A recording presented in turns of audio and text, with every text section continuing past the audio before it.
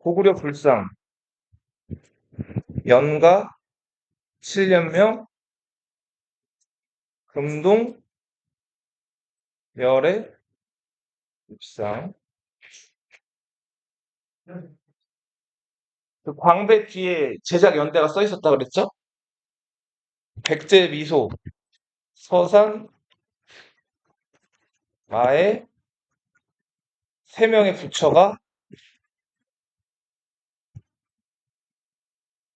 나란히 조각이 돼 있어요. 그 부처님 입을 보면 입꼬리가 어떻게 돼 있다 그랬죠? 비운우가 아니고 올라가 있다 그랬죠? 백제의 미소. 삼국이 공통적으로 만들었던 거는 금동, 미륵보살, 반가부좌였다 그랬죠? 반가, 사유상.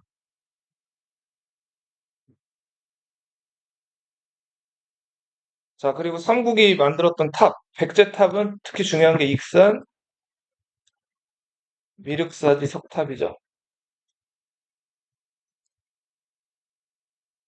석탑 해체 과정에서 사리봉영기, 사리장엄구 이런 것들이 나왔다 그랬죠? 안에서. 자, 선덕여왕 때 만든 탑, 신라의 세 보물 중에 하나, 황룡사, 부층, 목탑. 몽골 쳐들어왔을 때 불타버렸다 그랬죠? 자, 그리고 선덕여왕 때 만든 분황사, 모전석탑. 여기서 모전은 가짜 벽돌을 얘기한다 그랬죠? 법주사, 쌍사자, 석등. 그리고 중요한 게 가문사지, 3층 석탑. 예. 요거 신문왕이 자기 아버지 문무왕을 위해서 만든 탑이라 그랬죠? 그 아래 용이 된 아버지가 왔다 갔다 할 수 있는 그 네, 통로를 만들어 놨다 그랬어요. 그리고 김대성이 그 제작했던 불국사, 그 불국사 안에 석가탑과 다보탑 기억해야 되겠죠? 통일신라 하대 때는 선종 스님들이 이제 많이 활약을 했는데 그 선종 스님들의 사리를 모셔놓은 짤막한 승탑들이 또 만들어졌습니다. 그리고 어, 발에 두 명의 부처가 나란히 앉아있는 이불 병좌상. 부처님 얼굴 한쪽이 어떻게 되셨어요, 이거? 예, 깨져 있었죠. 가래를 바로 떠올리세요. 자, 과학기술, 천문학, 볼첨자, 별성자의 첨성대, 선덕여왕 때. 석가탑 해체 과정에서 나온 목판 인쇄물, 예, 무구정광 대 다란이 경. 무구정경이라고도 부른다 그랬을 때. 네네네. 누가 있었죠? 네, 감사합니다.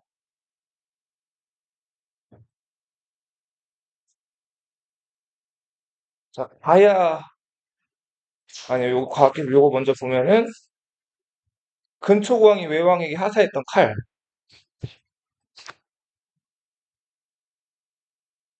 자, 신라의 금관은 날출자였죠, 앞에? 그죠? 저 가야의 금관은 꽃 모양이었죠?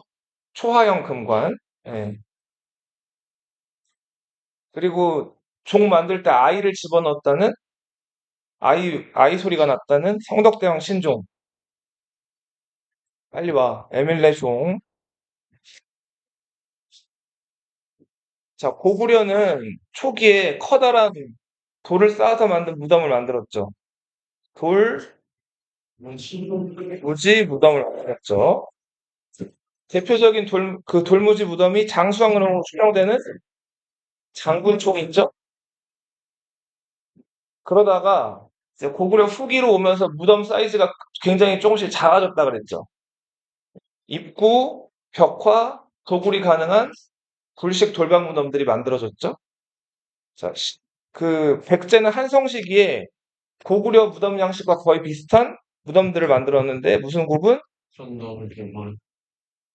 이게 만주에 있는 장군총 이런 돌무지 무덤 양식이랑 비슷하다 그랬죠. 자, 웅진 시기에 만들어진 무덤. 공주에서 발견된, 그쵸. 벽돌 무덤이 있죠. 무령왕릉이 대표적이죠.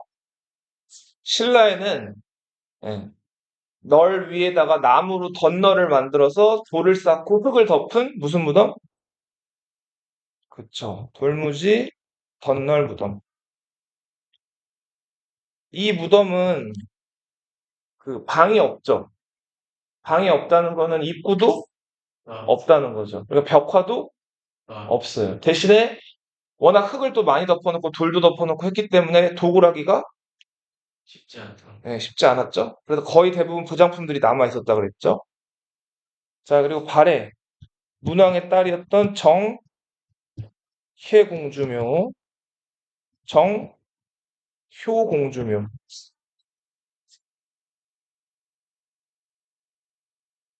자, 음악에 있어서는 왕산악, 고구려 왕산악의 검은고 몇 줄이라 그랬나요? 검은고가 6줄이죠. 자, 우르게 가야금 몇 줄이에요? 12줄이죠. 일본으로의 문화 전파, 종이 먹을 전달해준 스님, 담징, 그리고 수산리 고분벽화가 일본의 다카마스 고분벽화에 그려져 있는 여인들 치마 모습이 똑같다 그랬죠? 일본 문화가 이제 삼국 문화의 영향을 많이 받았다는 걸 알 수가 있죠. 그리고 왕인이라는 박사, 왕인 박사가 천자문 논어 전해준 거를 기념하는 무슨 축제가 맞아요. 사천왕사 왓소 축제가 있다 그랬죠? 왓소하고 이 왕인 박사를 기념한다 그랬어요. 성왕 때 노리사치계라는 스님을 보내서 불경과 불상을 일본에 전달해주기도 했다. 신라는 일본과 사이가 좋지 않았지만 배 만드는 기술이랑 댐 쌓는 기술들을 일본에 알려줬다 그랬죠? 그래서 일본인들이 이 기술로 만든 한인의 연못, 대가야 중심지였던 고령, 지산동 고분군에서 나온 토기가 일본의 어느 토기랑 똑같다 그랬어요? 스에키 토기랑 모습이 똑같다 그랬죠? 자, 신라와 당나라 관계를 알려주는 그, 네, 교류를 알려주는 뭐가 있죠? 그쵸. 신라인들이 중국에 머무는 신라방이라는 신라타운이 있었다 그랬죠? 그리고 이슬람 상인들이 신라 와가지고 머물렀던 울산항이 있다고 그랬죠. 장보고, 장보고가 중국에 만든 법화원이라는 절이 있었고, 이 절에 일본 스님 누가 잠깐 머물렀다 그랬죠? 네, 앤린이라는 스님이 여기 잠깐 머물렀다 그랬죠? 장보고한테 도움을 많이 받았다 그랬어요. 자, 그리고 발해와 신라 관계를 보여주는 길, 발해 수도가 어디였어요? 상경이었죠. 신라 수도 어디였어요? 상경과 서라보를 연결해주는 교통 루트가 있었다 그랬죠? 그 길을 뭐라고 했다? 저번 시간에 태조 왕건까지 봤어요. 고려 수도가 어디였어요? 개경이었죠. 원래 이름이 송악이었다가 송악 옆에 개성이라는 동네를 합쳐가지고 개경이라고 불리죠. 그 개경 옆에 송악산이 또 있어요. 개경이라고 불리게 된다. 자, 고려는 왕건 본인도 호족이었죠. 그리고 여러 호족들의 연합 정권이라 그랬죠. 그리고 그 신라 시대 때는 주목받지 못하던 진골 귀족들한테 가려가지고 제대로 평가 못 받던 네, 이들이 중심이 돼가지고 건국된 나라가 고려였죠. 태조 왕건은 수삼국을 통일하는 과정에서 멸망한 발해 유민들을 배척을 했나요? 끌어들였죠. 발해 유민들 맞아요. 발해 유민 대표적으로 발해 왕자였던 대광현에서 성을 줬죠. 대광현이 나중에 이름이 뭐가 돼요? 왕계라고 불리게 되죠. 그러면서 후삼국을 통일하게 된다. 3년 동안 세금도 안 걷었다 그랬죠? 그리고는 가난한 백성들을 위해서 흑창이라는 네, 구휼 기구를 만들었어요. 이거 고구려 때는 요거 비슷한 게 뭐가 있었죠? 무슨 법? 진대법이라는 그 법이 있었죠? 봄에 곡식을 빌려주고 가을에 이자 받는 것. 근데 이 흑창은 가난한 백성들에게 무료로 그 곡식을 나눠주는 거라 그랬죠? 왕건이 결혼 몇 번 했다고요? 29번 했어요. 자, 그러면서 왕건이 그 결혼함과 동시에 그 호족들한테 성을 또 내려줬다 그랬죠. 말 잘 듣거나 특히 왕건이랑 아주 긴밀하게 연결된 귀족들한테는 왕씨성을 주기도 하고 지방을 다스리는 호족들한테 자기가 다스리는 지역 이름을 따가지고 성을 주기도 했다 그랬죠. 그래서 이렇게 성을 하사하는 거를 사성정책이라고 한다 그랬죠. 그래서 이때 많은 사람들이 성을 가지게 됐기 때문에 이때부터 그쵸. 국민들을 백성이라고 부르게 됐다 그랬죠.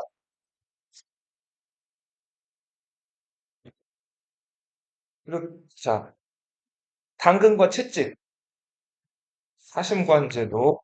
우리 1호 사심관이 누구였어요? 맞아요. 경순왕 이름이 뭐였어요? 경순왕 김부였죠, 김부. 경순왕 김부한테 경주 지역 사심관을 임명했다 그랬죠. 그럼 경주 지역에 그 사는 그 지역 마을 주민들이 많을 거 아니에요. 그 경주 지역 사는 마을 주민들 중에서 조금 뭐랄까 세력도 있고 좀 동네에서 좀 힘 좀 쓴다는 사람들한테 자리를 하나씩 주는데 그 자리 주는 권한을 사신관이 가지고 있어요. 그 경주 지역에서 그래도 어깨에 좀 힘 좀 제일 쓰고 다닌다는 그리고 신라 왕족 출신이기도 하고 돈도 좀 많았던 사람들을 호장으로 임명해. 그리고 그 호장 아래는 부호장들이 있는데 이런 호장, 부호장 이렇게 지방에 있는 어떤 그 지방 사는 사람들에게 관직을 주는 거, 이 향직을 준다고 하거든요. 이 향직을 줄 권리를 누가 가지고 있어요? 사신관이 가지고 있는. 1호 사신관이 경순왕 김부였다. 자, 반면에 채찍. 호족들이 반발할 수도 있잖아요. 반란하거나. 그러면은 처자식들을 개경에 와서 살게 한다 그랬죠?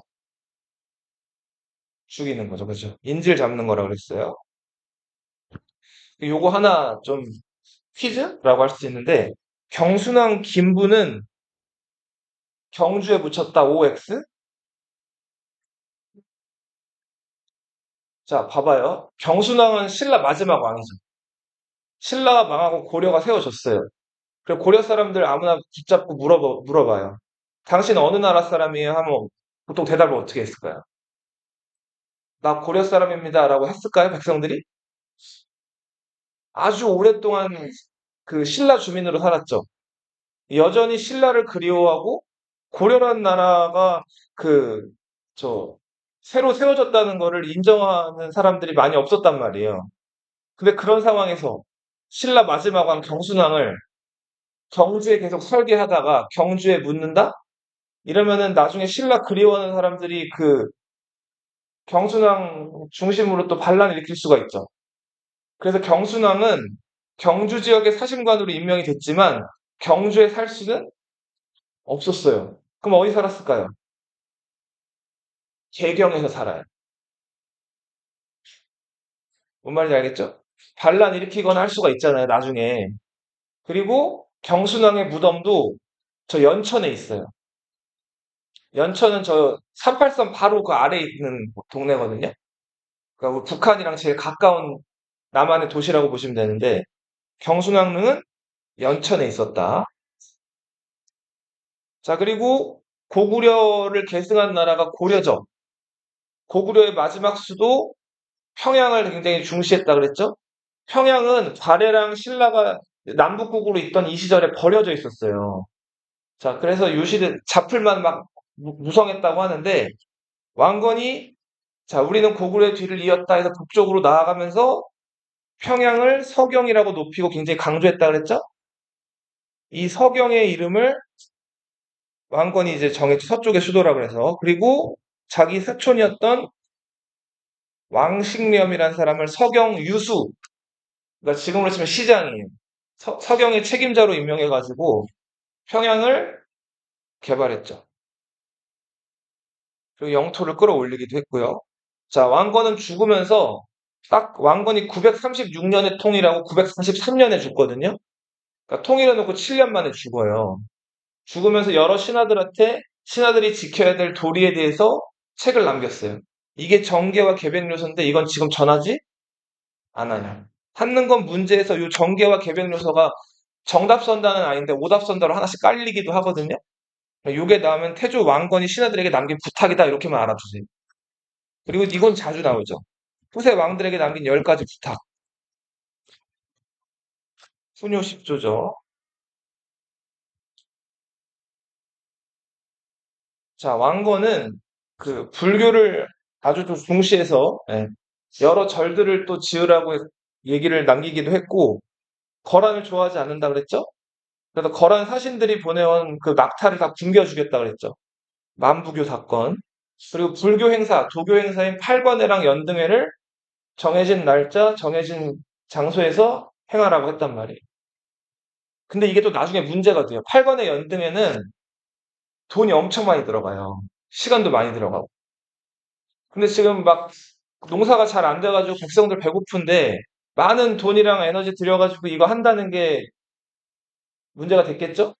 나중에 이 행사를 성종 때 이제 줄이라 이런 명령이 또 내려지기도 해요. 그리고 서경을 중시했다는 거. 왕건이 결혼을 29번 했다 그랬죠? 그 중에서 그 나중에 그 왕건의 뒤를 이어서 왕이 된다거나 혹은 왕후가 되는 자식들을 낳은 여자들은 왕후라고 불러요. 그 왕후가 6명이었어요. 나머지 23명들은 다 부인이었어요. 네.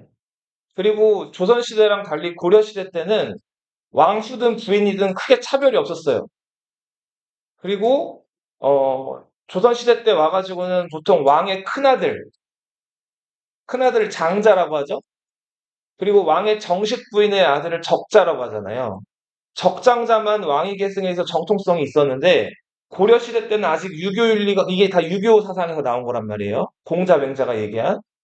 자, 근데 고려시대 때는 그게 아직 보편화되어 있는 시대가 아니라 가지고 그 물론 큰아들이 먼저 계승하는 것들이 기본적으로 받아들여지는데 그게 아니면은 둘째나 셋째 혹은 왕의 정식 부인이 아니라 두 번째, 세 번째 부인에게서 낳은 아들도 그렇게 차별 없이 왕위를 잇는 경우들이 있었어요.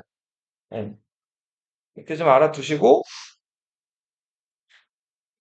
네.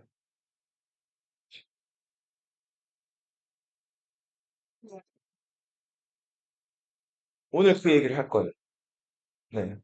자, 들어보세요. 자, 조선시대 때는 왕의 뒤를 이을 왕의 후계자를 세자라고 불렀죠. 그죠?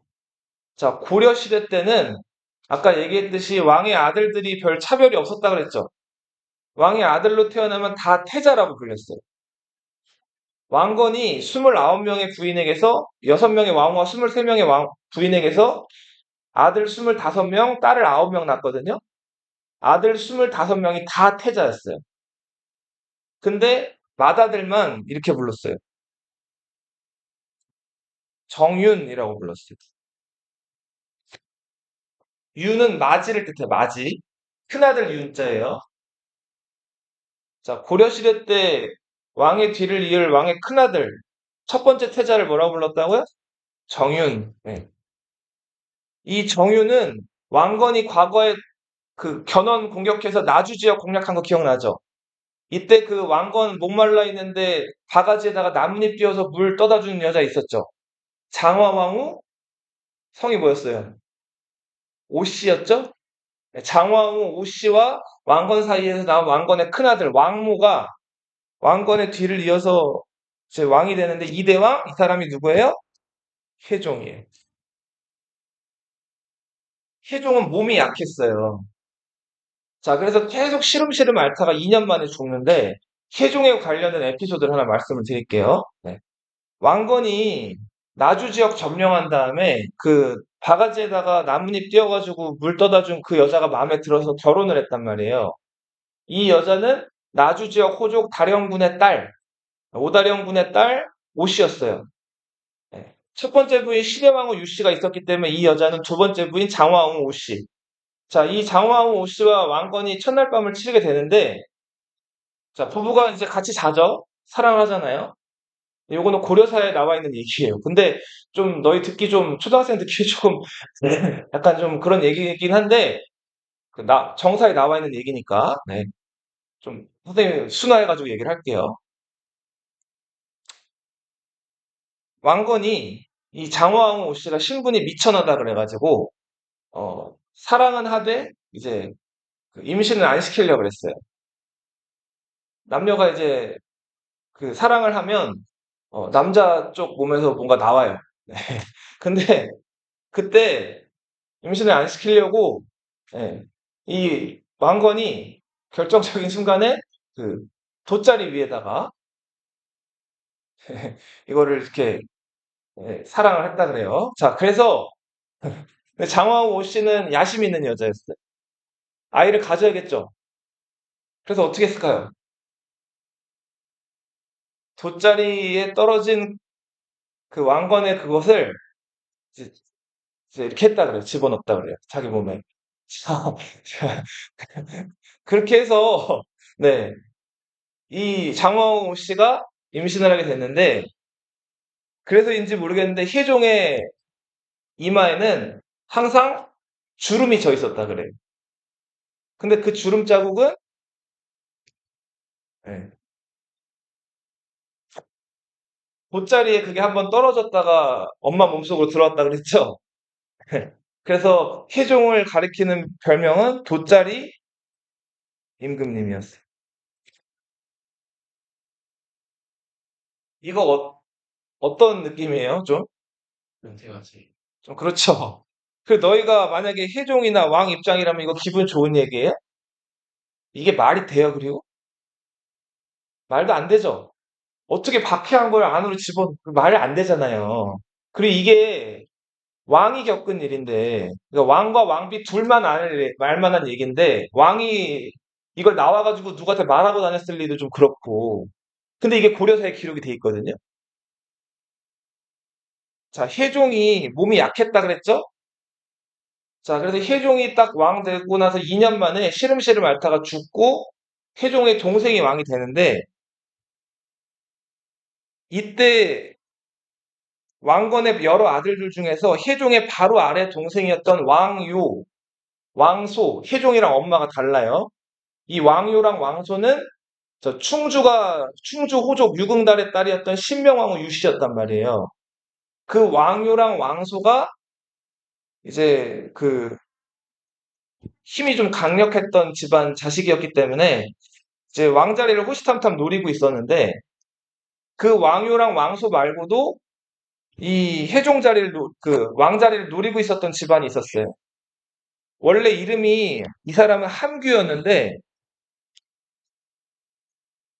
후삼국 통일 과정에서 공을 세워가지고 왕건이 왕씨자라는 성을 준 사람이에요. 이 사람이 왕규예요. 왕규는 자기 딸 둘, 큰 딸이랑 둘째 딸을 왕건의 15번째, 16번째 부인으로 시집을 보내요. 여기 언니 있는 사람 있나? 없나? 네. 그러니까 언니랑 여동생이 왕건한테 동시에 시집을 간 거예요. 자, 그리고 그 딸 중에 하나가 그 광주 원군이라는 아이를 낳아요. 경기도 광주 들어봤어요? 경기도 광주 지역이 이 왕규의 그 중심지였단 말이에요. 광주 호족이었던 왕규의 두 딸, 대광주원 부인, 소광주원 부인이 있었는데, 소광주원 부인이 광주 원군을 낳는단 말이에요. 자, 왕규는 그 광주 원군을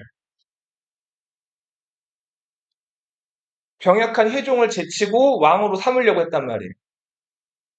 그래서 왕건이 자기가 죽으면서 혜종을 부탁했던 박술희라는 공신을 죽여버리고 왕규가 왕이 되려고 했어요. 그런데 이때 충주 지역 호족의 그 호족의 신명왕후 유씨의 아들 왕유, 왕소가 힘이 셌다 그랬죠. 왕건의 세 번째, 네 번째 아들들이에요. 자, 이들이 왕규를 먼저 쳐요. 그렇게 해서 왕규를 제거하게 되고, 자, 병약한 혜종이 죽자 혜종의 뒤를 이어서 왕유가 왕위에 오른단 말이에요. 이 사람이 고려의 3대 임금 정종이다. 근데 왕유랑 왕소가 순전히 자기네 그 엄마 쪽 집안 충주 쪽 힘만으로 왕이 된 게 아니라 이 뒤에는 누가 있었냐면 왕식렴이라는 사람이 있었어요. 우리 왕식렴 아까 잠깐 얘기했죠. 이 사람은 어디 출신이야? 어디 책임자였죠? 왕식렴? 서경 책임자였죠.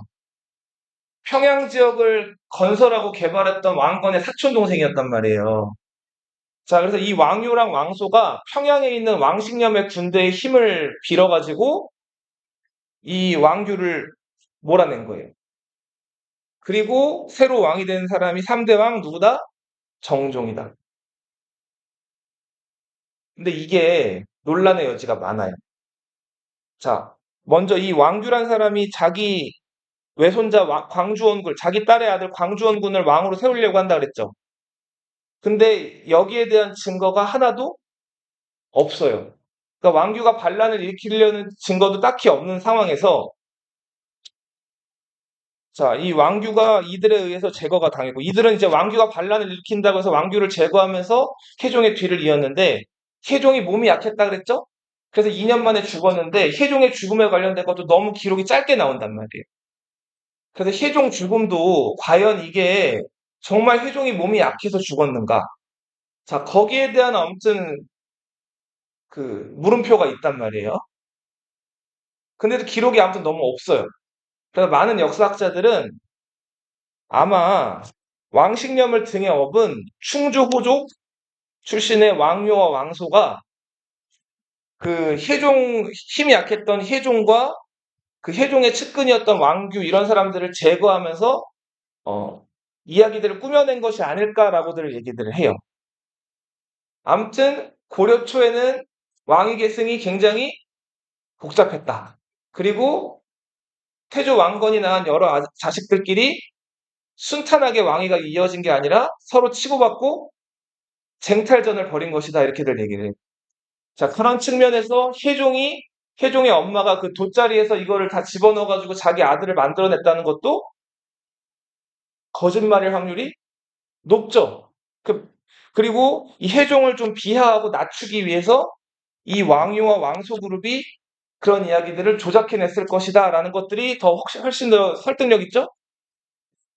자, 그래서 아무튼 정종이 왕이 됐어요. 자, 정종은 이 서경 유수였던 왕식념에 큰 도움을 받았죠? 그래서 정종이 왕 노릇을 하는 동안 이 왕식념이 큰 소리 치면서 정치를 막 휘두른단 말이에요. 자, 그러다가 왕식념이 병이 들어서 죽고 왕식념 죽자마자 정종의 세력이 좀 흔들흔들해요. 그리고 정종이 자, 예전에 말갈족이라고 불렸는데 요 시기부터 이제 여진족이라고 불리거든요. 여진족 사신이 한번 고려를 찾아온단 말이에요. 자, 그 여진족 사신들을 만나던 자리에서 벼락이 꽝꽝 쳤다 그래요. 자, 근데 그 벼락 치는 거 보고 너희 벼락 치는 거 본 적 있어요? 번개 치거나? 소리 막 꽝꽝 하늘 무너지게 크게 치죠? 그거 뭐 그냥 별거 아니다라고 하는 사람도 있는데 그 무서워하는 사람도 있단 말이에요. 막 천둥이나 벼락이 꽝 치면은. 자, 정종이 그걸 보고 그때부터 시름시름 알아 누웠다. 그래서 딱 왕이 된 지 4년 만에 죽어요. 그리고 정종이 죽기 전에 한 가지 한 일이 있는데 자기 아버지였던 왕건이 독재 정책 펼쳐서 서경을 중시한다 그랬죠. 자, 그래서 이 정종은 서경으로 한때 수도를 옮기려고 했었어요. 개경에서. 그래서 서경에다 막 궁궐을 짓고 무리해가지고 공사를 많이 했는데 자, 정종이 죽어버리면서 이게 다 무쓸모가 됐죠. 예, 다 이제 그 실현될 수 없는 계획이 돼서 예, 그렇죠. 정종이 죽은 다음에 한동안 또 이제 혼란해진다. 자, 근데 정종 뒤를 이어서 정종은 아들이 있었거든요. 세종도 아들이 있었고 정종도 아들이 있었어요. 근데 이 둘 다 왕위를 계승하지 못하고 정종의 동생이었던 왕소가 네 번째 임금이 되는데 이 사람이 고려의 누구다? 광종이다. 자, 고려에서 지금 막 왕위쟁탈전이 벌어지고 막 그, 어, 이렇게 막 서로 죽고 죽이고 뭐 뭔가 알 수 없는 이런 상황에서 고려의 그 왕권을 강력하게 만든 사람이 이 광종이에요. 자, 광종은 처음에 왕 된 다음에 7년 동안 쫙 엎드려요. 자, 7년 동안 뭐 특별한 정치적인 어떤 명령이나 이런 것들을 안 내리고 뭐만 했냐면 정관정요라는 책을 열심히 읽어요. 이 정관은 당나라 태종, 우리 고구려를 침략해 들어왔던 당태종 기억나요? 이 당태종 때 중국의 연호예요. 당태종이 우리 고구려 쳐들어와서 물론 실패를 하긴 했지만 당나라 입장에서는 손에 꼽는 명군주란 말이에요. 정치를 아주 잘했던 군주예요. 그 당태종 때 정치 사실을 이제 기록해 놓은 책이 정관정유란 책이에요. 당태종의 정치를 본받겠다 그래서 7년 동안 이것만 열심히 읽어요. 자, 당태종은 처음에 황제가 될 때 자기 형을 제거하고 동생도 제거하고 아버지를 가둔 다음에 황제가 된 인물이거든요. 그리고 지방 귀족 세력들을 하나하나씩 죽이거나 힘을 빼가지고 황제권을 강력하게 만든 사람이에요. 광종은 그걸 열심히 공부한단 말이에요. 그 다음에 딱 7년 만에 광종이 첫 번째로 내건 정책, 이 정책이 노비, 아유, 뒤에다 쓸게요, 여기다가. 이건 나중에, 여기. 노비 안건법. 죄송합니다. 네. 자, 이 노비 안건법은 후삼국 통일전쟁 과정에서 억울하게 노비가 된 사람들이 많았겠죠. 전쟁에서 지면 잡히는 순간 노비가 되는 거잖아요. 그렇게 억울하게 노비가 된 사람들을 평민으로 풀어주는 개혁을 하는 거예요. 자, 이 노비에서 양민이 되면 노비는 이거 원래 호족들 거였겠죠? 근데 양민이 되면 이 사람들은 자유가 되는 거죠. 자유가 되는데 대신에 국가 소속이 되는 거죠. 호족 소속에서. 그러면 국가 소속이 되는 순간 나라에 뭐를 내야 돼요? 세금을 내야 되죠. 자, 즉 세금 내는 사람들이 더 많아지는 거죠. 억울하게 노비가 된 사람들을 조사해서 양민, 평민으로 풀어주는 개혁이 노비 안건법이에요. 호족들이 이거 좋아했을까요? 안 좋아했겠죠. 자, 반발이 컸을 거란 말이에요. 그런데 이런 것들을 이제 찍어 누르기 시작을 하고요. 그리고 과거 제도를 실시. 이 쌍기란 사람은 자, 한국에 쌍씨라는 성이 있어요? 없죠. 이거는 이 사람은 중국에서 온 사람이에요. 중국의 후주라는 나라가 있었는데 그 후주라는 나라에서 고려로 귀화해 온 사람이에요. 자, 그 광종은 쌍기라는 사람이 굉장히 똑똑한 사람이라 가지고 이 사람이랑 여러 대화를 나눠봤는데 쌍기가 이렇게 건의를 하는 거예요. 중국은 300년 전부터 인재를 뽑을 때 그냥 그 집안 가문이나 이런 것들을 보는 게 아니라 그 나라에서 시험을 낸 다음에 시험 성적을 가지고 인재를 뽑는다는 거예요. 자, 광종이 옳다구나 해가지고 이때부터 중국에서 실시한 시험제도 무슨 제도? 과거제도를 실시한다. 이 과거제도에서 주로 처음에 물어봤던 문제는 시무책이었어요. 자, 여기 시무란 얘기가 또 나왔죠. 최치원 시무 10조 기억나죠? 시무라고 할 때 시는 떼시자고 무는 힘쓸 무자거든요. 지금 힘써야 되는 것들. 그러니까 지금 나라를 이끌어갈 때 필요한 정책이나 이런 것들을 서술형으로 쓰라는 얘기예요. 근데 그냥 막 자기 생각 쓰는 걸까요? 아니겠죠? 예. 그쵸. 공자, 맹자, 그 유교 경전들을 열심히 공부해서 그 안에 있는 공자, 맹자가 남긴 말씀 안에 있는 내용으로 현실 문제를 해결할 방안을 쓰라는 거예요. 이게 시무책이에요. 이 시무책에는 이건 뭐라고도 불렀냐면 대책이라고도 불렀어요. 현실 문제를 어떻게 해결할지에 대한 시무책을 뭐라고 불렀다고요? 대책. 너희 왜 가끔 뭐 답 없다 이런 얘기를 대책 없다 이런 얘기 들어본 적 있어요? 네. 여기서 나온 얘기예요. 현실을 해결할 만한 방안, 답안지를 대책이라고 불렀다. 그러면서 예전에는 그냥 호족 자식이었고 공신 자식이었으면 그냥 벼슬에 올랐는데 이제부터는 슬슬 과거 시험을 봐야지. 그렇죠. 예. 근데 이제 과거제가 처음 실시됐죠. 958년에. 그러다 보니까 처음부터 과거 출신자들이 다 우대를 받았던 건 아니고 처음에는 과거 출신들이랑 과거 보지 않은 사람들이랑 다 똑같이 관직에 올라갔어요. 과거 보지 않은 사람들은 대체로 집안이 좋은 사람들이겠죠. 이 집안이 좋은 사람들은 어떻게 벼슬에 올라갔냐면 음서라는 제도를 통해서 벼슬에 올라갔어요. 음서라고 하는 거는 이 음자가 자기 조상님을 뜻해요. 예. 그러니까 조상이나 자기 가문에서 좋은 그 높은 관직에 있는 사람이 있으면 별 노력을 안 해도 그 아버지 혹은 할아버지 관직빨로 공무원이 될 수가 있는 거예요. 자, 과거 시험이 시작이 되긴 했지만 아직은 음서와 같이 시행이 됐다. 광종은 여러 관리들의 유니폼을 또 정해요. 그래서 옷 색깔 같은 것들을 정하는데 제일 높은 관리들이 자주색, 예, 그 아래가 뭐 빨간색, 청색 이렇게 내려갔단 말이에요. 이 당시 중국이 5대 10국이라는 혼란기였어요. 통일이 안 돼 있는 거죠.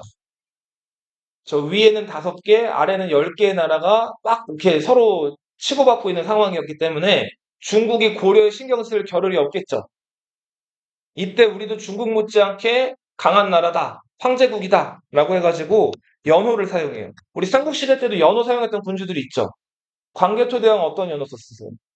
영락, 버풍왕, 건원이란 연호 썼었죠. 그죠? 신라 같은 경우에는 버풍왕 이후에 연호를 쭉 쓰다가 언제부터 연호를 안 써요? 진덕 여왕 때 김춘추가 당나라 가서 무슨 동맹 맺어요? 나당 동맹 맺은 다음부터는 중국 연호를 쓰죠. 신라 연호를 못 쓴단 말이에요. 연호라고 하는 거는 중국 황제국에서만 쓸 수 있는 건데 중국 세력이 약할 때 한국 국가들도 가끔 연호를 이렇게 쓴단 말이에요. 자신감의 표현으로. 자, 이렇게 연호를 쓰는 거를 가리켜서 이렇게도 불러요. 겉으로는 왕을 칭해. 외왕. 안으로는 황제국을 칭해. 내제. 여기서 겉으로 왕을 칭한다는 거는 중국 국가들과 뭐 편지를 주고받거나 무역을 할 때 공문서에다가 중국 왕의 신하라고 해가지고 중국 그 황제가 쓰는 연호를 쓴단 말이에요. 근데 내부적으로 고려 안에서 공문서 보내고 할 때는 고려도 황제국인 것처럼 자기네 연호를 쓰는 거예요. 이해돼요? 그래서 자체적인 연호를 쓰는데 이 고려 광종 때 썼던 연호, 광덕, 준풍 같은 연호들을 쓴다. 이 연호가 어디서 나왔냐면 저기 저 충청도 청주라는 동네에 철을 만드는 대장간이 있었어요. 그 용두사의 그 대장간, 그 철을 만드는 대장간에서 광덕과 준풍이라는 연호가 새겨진 그 글이 나왔단 말이에요. 그래서 요 청주 용두사지 철당간 얘기가 한능검에 그대로 나온 적이 있거든요. 요거 나오면 고려 누굴 떠올려라? 광종 때 연호 썼던 거를 떠올려라. 자, 광종은 이렇게 노비안건법으로 호족들 침도 빼놓고 과거 시험 봐가지고 새로운 인재 뽑아서 호족들 힘을 또 빼놨어요. 자, 이제 과거에 후삼국 통일하는 데 도움을 줬던 한때의 동지였던 여러 호족들을 어떻게 했을까요? 황종이. 그렇죠. 예전에는 동지였지만 지금 이제 나라를 다스려가는 데 있어서는 이 호족들이 저마다 자기 권리 주장하면서 왕 말을 안 듣는단 말이에요. 불러다가 다 죽여버린단 말이에요. 이게 정치적으로 반대되는 사람들을 죽이는 거를 두 글자로 숙청이라고 불러요. 청소를 하는 거예요. 자, 수많은 공신들과 왕족들, 그리고 왕건이 또 자식들 많이 낳았다 그랬죠. 그 자식들은 다 잠재적으로 광종의 자리를 위협할 수 있는 사람들이죠. 이 사람들을 다 어떻게 했다? 다 죽여버린다. 자, 그래서 한반도 역사에서 가장 많이 손에 동족의 피와 공신의 피를 많이 묻힌 왕이 누구다? 광종이에요, 광종. 네, 통틀어서. 자, 요것과 또 가장 비슷한 군주, 그거 하지 마. 조선의 누구랑 비슷할까요? 태종 이방원이라고 들어봤어요? 이 사람도 자기 배다른 동생 왕자의 난이라고 들어봤어요? 배다른 동생 죽이고 자기 친형 유배 보내고 자 아무튼 아버지도 왕위에서 끌어내린 거죠. 사실상 이방원이. 이런 식으로 이방원도 많은 사람들을 죽였는데 그거보다 더 했던 사람이 누구다? 광종이. 왕건이 결혼 많이 했다 그랬죠? 자식 많이 낳았다 그랬죠? 이때 다 정리돼요.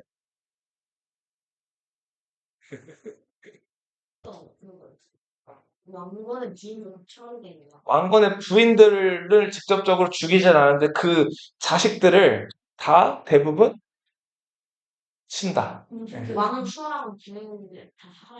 왕후랑 부인들은 대체로 그 부인들까지 건드리진 않았는데 남자들 있죠. 그 집안과 관련된 그런 사람들을 다 도려낸 거예요. 그거 이제 좀 이따 괴보표 한번 쓰면서 말씀을 드릴게요. 네.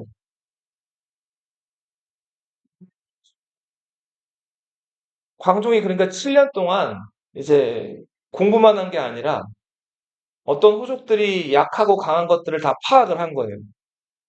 그래서 왕이 된 다음에 바로 제일 먼저 한 개혁이 노비안건법이라고 해서 호족들 힘을 빼는 거라고 그랬죠? 과거 시험으로 또 호족들 자식들만 관직이 오르다가 새롭게 이제 인재들을 또 뽑기 시작했다 그랬죠? 이렇게 점점 자기 힘을 구축을 하다가 하나하나 호족들이나 공신들을 불러가지고 왕족들 불러서 죽이기 시작한 거죠. 광종은 심지어 나중에 이제 사람을 죽이고 죽이다가 자기 큰아들 왕주도 의심을 해요. 자기 바로 자기 아들인데도 자기 자리를 위협할 수 있다고 생각을 해가지고 자기 아들도 잡아다가 죽일 것처럼 막 몰아세우기도 해요. 근데 죽이지는 않아요. 자, 그렇게 어려운 환경 속에서 자라가지고 광종의 뒤를 이은 게 광종의 큰아들이었던 왕주. 이 사람이 경종. 경종 때는 아버지 광종이 이제 많은 왕족들 다 죽였죠. 그래서 이제 고려에 있는 여러 신하들이 왕이 어떻게 눈짓만 한번 하면은 벌벌 떠는 거예요.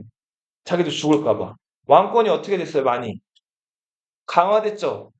자, 이제 이걸 토대로 어, 네,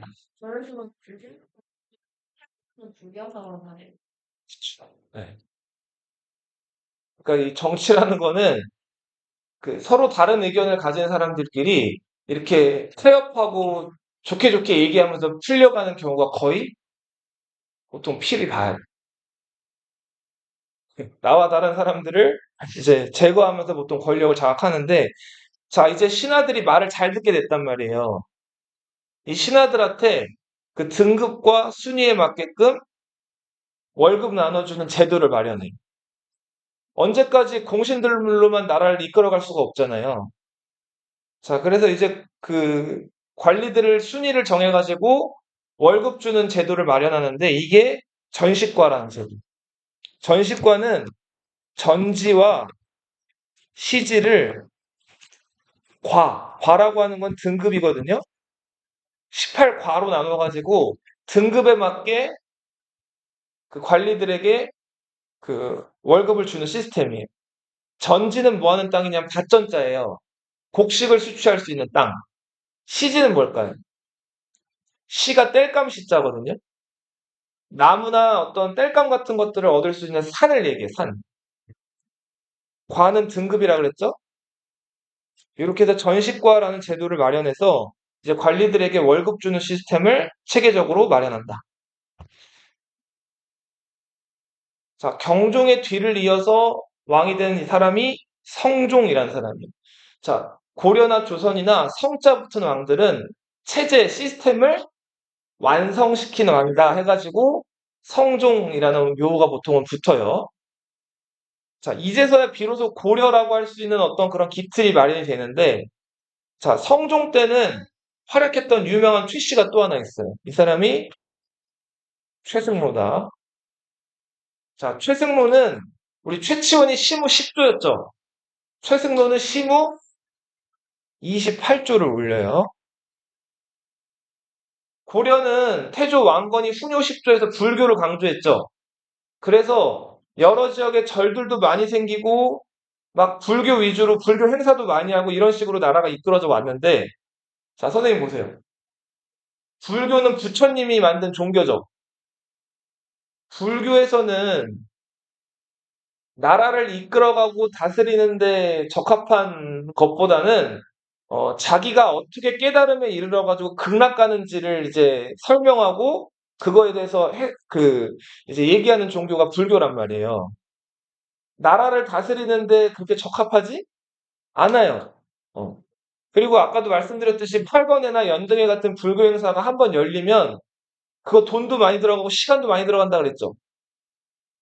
네. 그게 막 두 달, 세 달씩 열린단 말이에요. 그냥 뭐 여기서 하나 TMI 하나 말씀드리면 여기 절 다니는 사람 있어요? 있어요. 예. 그 절 가서 불교 행사 같은 거 가면은 보통 안에서 해요, 밖에서 해요? 안에서 해요? 예. 불교 행사 그 절 아니긴 하지만 야외로 나오잖아요. 그죠? 그리고 야외에다가 뭐 단 같은 거 만들어 가지고 막 거기 스님들이 이제 앉아서 뭐 경문도 읽어주시고 뭐 이렇게 하잖아요. 야외에다가 단을 만든다고요. 그다음 그 스님들이 그 부처님 말씀 같은 것들을 얘기하죠. 불경 외운다고 하죠. 부처의 법 이거를 얘기하는 거예요. 자, 이런 불교 행사를 뭐라고 부른다고요? 야단법석이라고 불러요. 이때 보통 막 이런 것들 얘기한 다음에 우리 원효대사가 많은 사람들 불교로 끌어들이기 위해서 노래를 불렀다 그랬죠. 무예가란 노래 불렀다 그랬잖아요. 그래서 불교 행사는 보통 가면은 굉장히 어때요? 즐겁고 신난단 말이에요. 노래도 막 나오고. 얼마 전에 저희 뉴진스님 들어봤어요? 그 뉴진스 패러디 해가지고 스님 복장한 개그맨이 나와가지고 막 이렇게 막 디제잉도 하고 사람들 막 환호하게끔 만들었잖아요. 이게 근데 그 조계종 스님들이 그 뉴진스님을 부른 거예요. 거기 그 법회에 참여한 사람들 신나게 하라고. 그래서 기본적으로 그 야단법석을 하게 되면은 시끌시끌하단 말이에요. 그래서 여기서도 사람들 모여있을 때 막 웅성웅성거리고 떠드는 거를 뭘 떤다? 이런 말이 유래한 거예요. 근데 여기 아무튼 돈이 어떻게 됐다고요? 엄청 많이 들어가요. 시간도 많이 들어가고. 그 최승로가 이 행사는 나라 다스리는데 적합하지 않다고 생각을 해요. 그래서 성종한테 이런 행사나 이런 것들을 줄이고 없애라는 얘기는 아니에요. 팔관의 연등에 들어가는 비용이나 시간 이런 것들을 줄이고 자, 나라를 공자, 맹자 말씀대로 유교식으로 다스려라. 이렇게 얘기를 한단 말이에요. 자, 공자, 맹자가 얘기했던 유교 윤리는 가장 중요한 게 뭐였죠? 충이었죠. 네. 그 다음에 자식이 부모한테 충성하는 건 뭐라고 불러요? 하나만 더 쓸게요. 저번에 충효만 썼는데 유교에서는 철저하게 여자 위주일까요? 남자 위주일까요? 남자 위주란 말이에요. 그래서 제사도 누가 지내요? 아들이 지내죠? 딸이 지내지 않죠? 그죠? 자, 유교대로라면 모든 게 다 남자 위주란 말이에요. 자, 아내가 남편한테 충성하는 걸 뭐라고 부를까요? 요즘에 상상할 수도 없는 거죠. 요즘엔 남편이 아내한테 충성하죠. 예. 아내가 남편한테 충성하는 거를 열이라고 불러요. 이 충성은 어느 정도냐면 남편이 죽었을 때도 같이 묻지는 않고, 같이 죽지는 않고, 아내가 남편이 죽었을 때 충성하는 방법, 재혼하면 될까요? 안 될까요? 안 된단 말이에요. 재혼 안 하고 어떻게 살아야 돼요? 슬퍼하면서 혼자 계속 살아야 돼요. 과부로. 남편 죽은 여자를 과부라고 하잖아요. 남편이 남긴 아들 키우면서, 자식 키우면서 혼자 살아야 되는 거예요. 이게 열이라고. 근데 고려시대 때는 이 충이나 효 개념은 삼국시대 때부터 전해져 왔는데 이 열에 대한 개념은 조금 약했어요. 그래서 고려시대 때는 여자가 남편 죽으면 재혼도 얼마든지 가능했어요. 그리고 상속받을 때도 여기 만약에 선생님이 너희들 다 아들, 딸 이렇게 낳았어요. 그럼 선생님이 죽으면 아들, 딸한테 재산을 다 똑같이 나눠줬어요. 그리고 물론 부모님이 의지가 있어가지고 더 예뻐하는 자식들한테 돈을 더 주기도 했는데 그때 아들, 딸 구분을 안 했단 말이에요. 예. 그리고 이혼을 하고 여자가 재혼을 할 수 있었다는 거는 여자도 재산을 가질 수가 있었다는 거죠. 여자가 이혼한 다음에 재산을 가질 수가 없었으면 이혼을 못 할 거 아니에요. 자식을 못 키우니까. 그죠? 근데 이런 것들이 보편화가 그 뭐, 자, 이런 것들이 기본적이었는데 이제 유교식으로 나라를 다스리자 해가지고 이런 이런 개념의 이런 것들도 강조를 하기 시작한다. 자, 그러면서 한편으로는 또 유교적인 통치 방식. 저 지방은 아직도 호족들이 좀 힘이 세죠. 이미 후삼국이 통일됐지만 호족들이 저마다 자기 목소리를 내고 있단 말이에요. 그래서 그 지방에 지방관을 보내. 청컨대 외관을 두소서. 지방관을 외관이라고 불러요. 바깥에 파견되는 관리란 뜻이겠죠? 그러면은 이 외관들은 그 지방에 가가지고 왕이 파견한 사람들이죠. 그죠? 그러면은 이제 왕의 명령 같은 것들을 그 호족들에게 지방 호족들에게 전달을 하고 시키는 거예요. 그리고 지방에서 무슨 일이 있으면 이걸 왕한테 보고하는 거예요. 자, 요런 것들이 최승로 시무 28조 건의로 이때부터 시행되기 시작을 해요. 자, 우리 앞으로 계속 나올 텐데 중앙이란 말은 어디를 뜻한다 그랬어요? 지리적으로. 중앙. 수도를 뜻한다 그랬죠? 중앙이라고 해서 딱 나라의 한가운데라는 얘기가 아니라 중심지라 그랬죠? 나라의 중심지. 그래서 중앙은 수도, 개경을 뜻하죠? 그죠? 그럼 지방은 어딜까요? 수도가 아닌 그쵸. 나머지 지역을 다 지방이라고 하죠? 이걸 한 글자로 뭐라고 한다고 그랬어요? 시골을 뜻하는 한자. 향이라고 한다 그랬죠? 촌이란 말도 써요. 근데 향이라는 말이 더 보편적이에요. 자, 그래서 중앙은 이제 관서를 설치하는데 이성과 육부. 중국이 삼성 육부라 그랬죠. 중국 거를 따오는데 변형을 시킨 거예요. 발해도 중국 거 따왔지만 이름을 변형시켰죠. 고려도 중국의 삼성을 따와서 몇 성으로 나눴다? 이성으로 나누게 돼요. 중국은 중서성 문화성인데 고려는 중서문화성과 상서성이 이성으로 나눠. 그리고 상서성 아래는 실무부서인 육부를 설치해요. 여기서 이부는 뭐 하는 데일까요? 이부. 인사. 안녕하세요 인사가 아니라 이는 사람 인자고 사는 일사자예요. 자, 이 사람 국방부 장관, 자, 이 사람 교육부 장관, 이 사람 국무총리 임명하는 걸 인사라고 부른다. 제일 중요한 권력이죠? 병부는 뭐 하는 데일까요? 준사. 호부는 뭐 하는 데일까요? 세금. 형부는 뭐 하는 데일까요? 형벌, 맞아요. 그러니까 법이죠, 법. 법무부에 오늘날로 치면은. 예부는 뭐 하는 데일까요? 교육과 과거 시험 출제, 외교 관련된 거. 공부는 뭐 하는 데일까요? 공부하는 거. 공사, 건설. 오늘날로 치면 국토교통부 같은 곳이에요. 네. 자, 요런 것들을 만들게 되죠.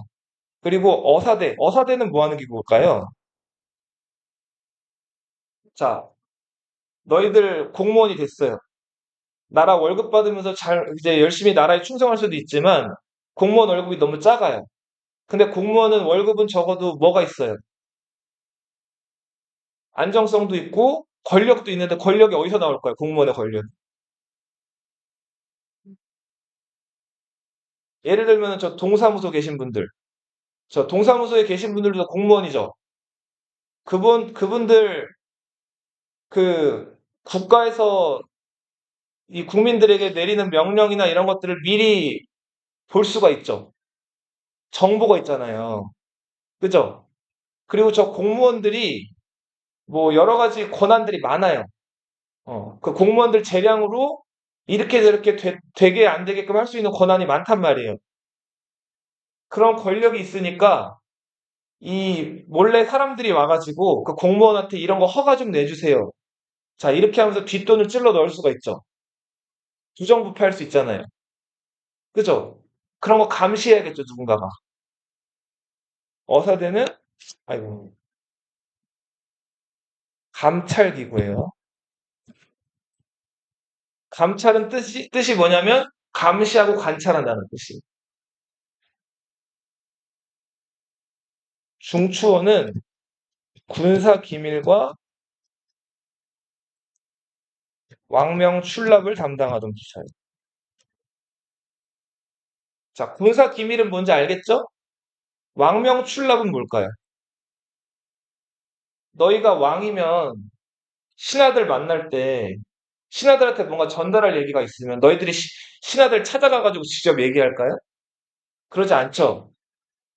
신하들한테 오라고 얘기도 하는데 그것도 신하들한테 전화할 수 없잖아요. 그러면 신하들한테 그 명령을 전달하는 사람들이 있겠죠.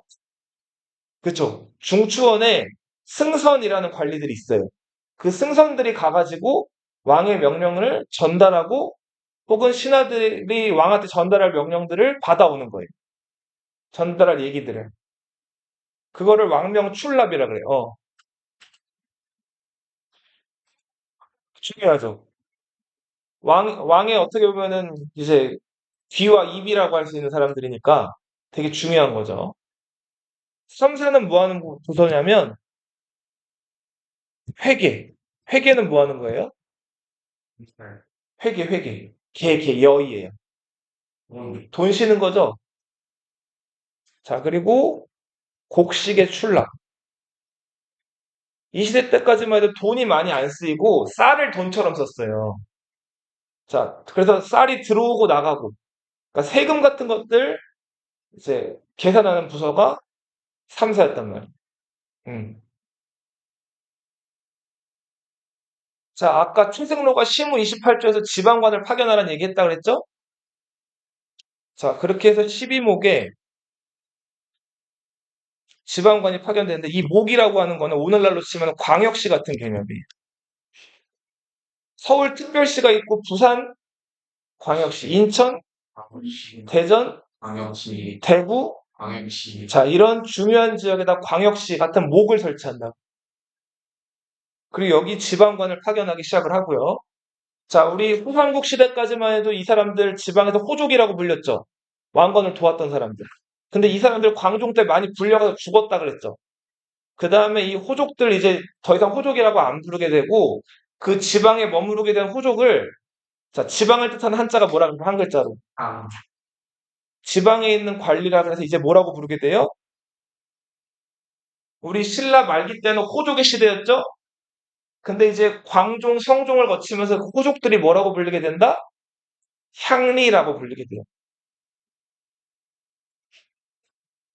고려 초에 국학이라는 교육기관이 있었는데 요거 이름을 국자감으로 성종이 바꿔요.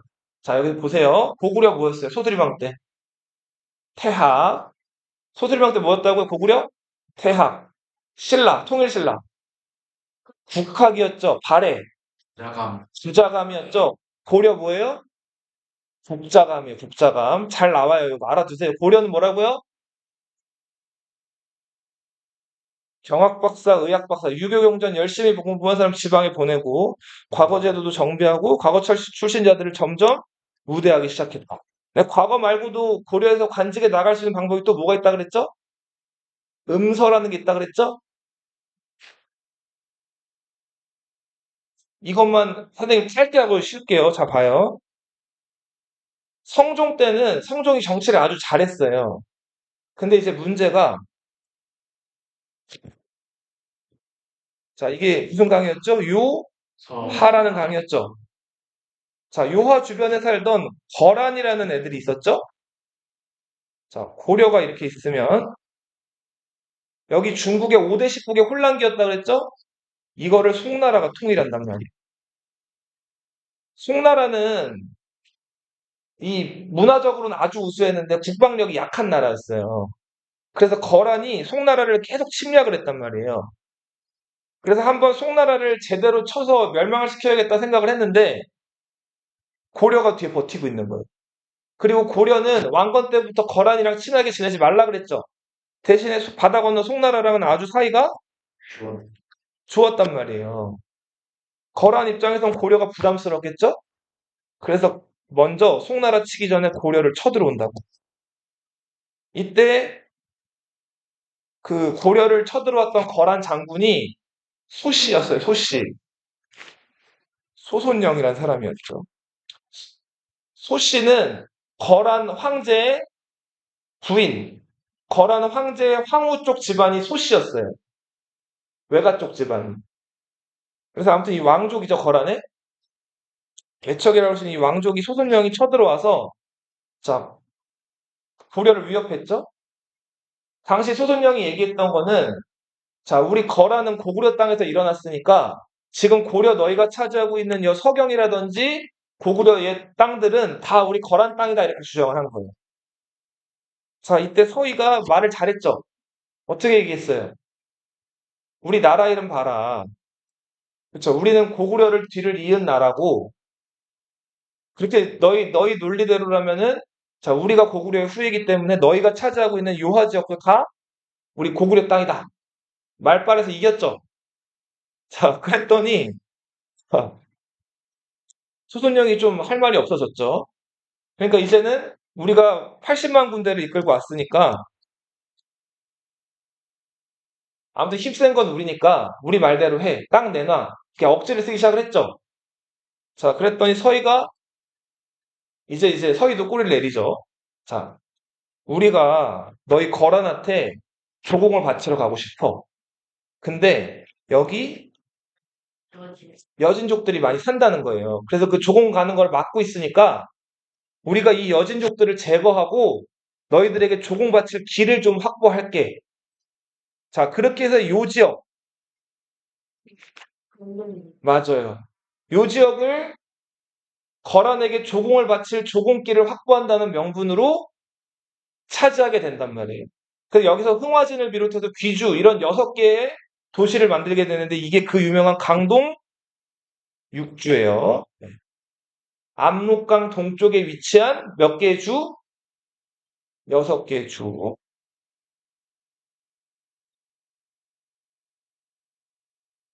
잠깐 쉬었다 할게요.